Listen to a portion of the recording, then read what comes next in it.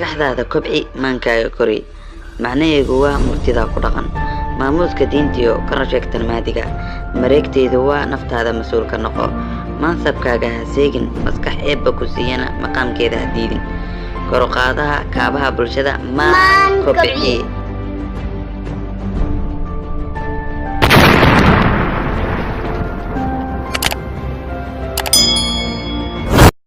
السلام عليكم ورحمة الله تعالى وبركاته. أصحابتي قالقة أتيتا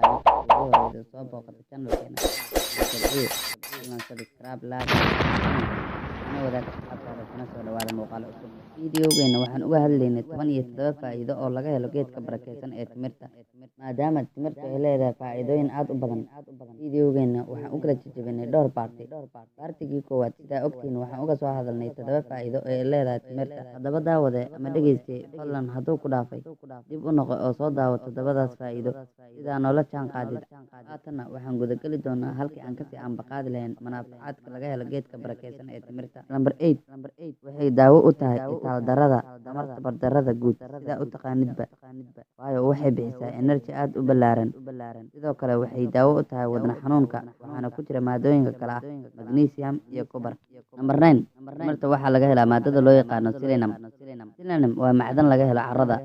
soo ka hortagta kansarka sidaa darteed baa dad badan oo ku nool meelaha beeraha timirta ugu dhan cudurka loo yaqaano kansarka ama aysan isku aqoon dadka timirta aad u beerta iyo dadka cuna labadaba number 10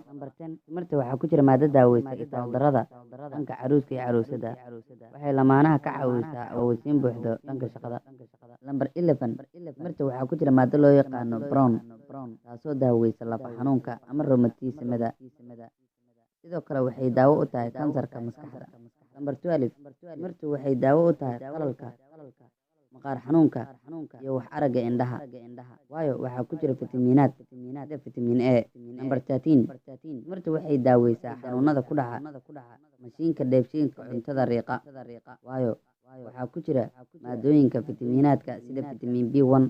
taasoo aad ugu wanaagsan dheefshiidka dhageyste ama daawade fiidiyowgeena faa'iidooyinka laga helo timirta waxaan iskaga simi doonaa intaan waxaan rajaynaynaa artiga saddexaad inaan kusoo gabagabayno fiidiyowga oo dhammaystiran waxaana kaa codsanaynaa inaad subscribe noo saartay channelka like-na aad ahayd furana gambaleelka sidaa u noqotay daawadaha koowaad taniyo fiidiyowgan fiidiyow lamida intaan kulmi doono sidaas iyo nabadgelyo